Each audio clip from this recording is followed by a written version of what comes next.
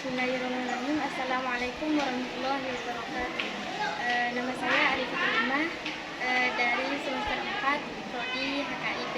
Di sini saya dari kelompok 5 akan memaparkan sedikit mengenai lembaga pembiayaan yang meliputi apa yang disebut dengan lembaga pembiayaan dan apa saja yang meliputi lembaga pembiayaan, kemudian apa manfaat didirikan lembaga pembiayaan bagi masyarakat. Nah, mengenai pengertian lembaga pembiayaan, menurut Peraturan Presiden Republik Indonesia Nomor 9 Tahun 2009 di sini, lembaga pembiayaan merupakan badan usaha yang menjalankan kegiatan pembiayaan dalam bentuk penyediaan dana atau barang modal. Dan lembaga pembiayaan di sini tidak kalah pentingnya dengan lembaga keuangan. Mengapa?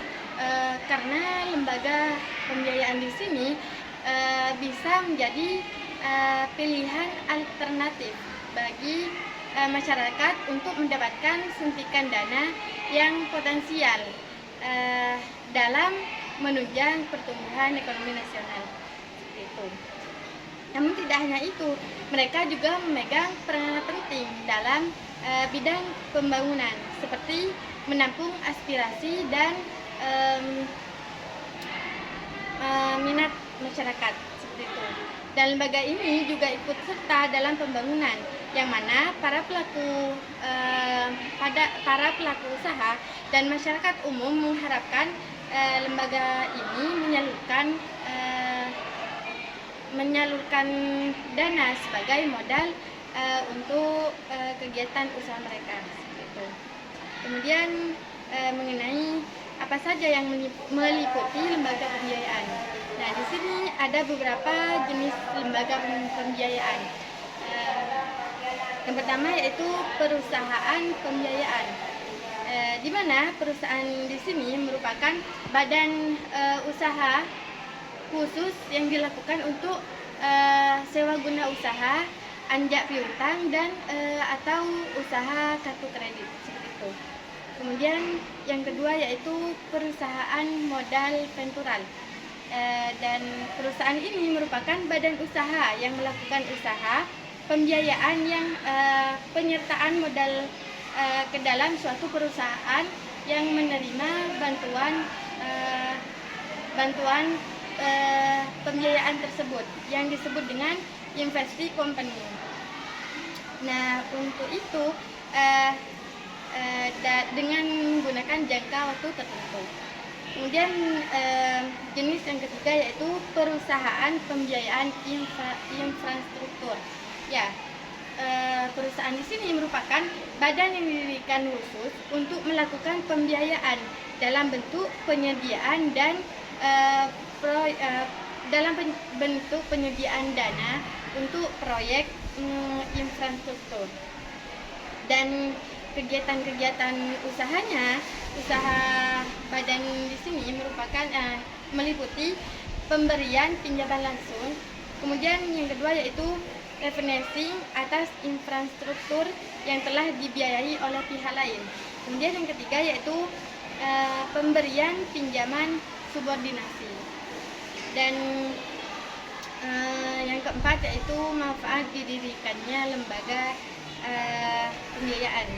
Itu meliputi yang pertama ya, mempermudah pembayaran dengan sistem ansuran, di mana dengan sistem ansuran di sini kita dapat segera memiliki barang atau modal yang kita butuhkan dengan cara bertahap. Dan dengan sistem ansuran di sini kita tetap bisa menyeimbangkan antara pendapatan dengan pemenuhan kebutuhan yang lain di dalam suatu.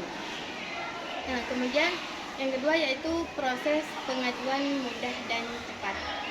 Nah, yang kedua di sini kita dapat mendapatkan barang atau modal dengan cara mudah atau cepat. Kemudian yang ketiga yaitu memiliki bunga pinjaman yang terjangkau. Kita dapat meminjam biaya modal atau barang dengan yang terjangkau. Maksudnya di sini kita meminjam barang atau modal itu tergantung tergantung pinjaman kita, besar kecilnya pinjaman kita. Kemudian yang terakhir yaitu menawarkan fleksibilitas waktu. Nah, di sini kita akan diberikan opsi waktu pelunasan yang bisa diselesaikan dengan semampunya kita. Jika semakin kecil juga besar angsuran dan jika semakin lama jangka waktu pelunasan yang kita pilih, maka kita juga mendapatkan semakin kecil juga angsuran yang kita dapatkan. Seperti itu. Hanya ini yang dapat saya paparkan. Kurang lebihnya mohon maaf. Wassalamualaikum warahmatullahi wabarakatuh.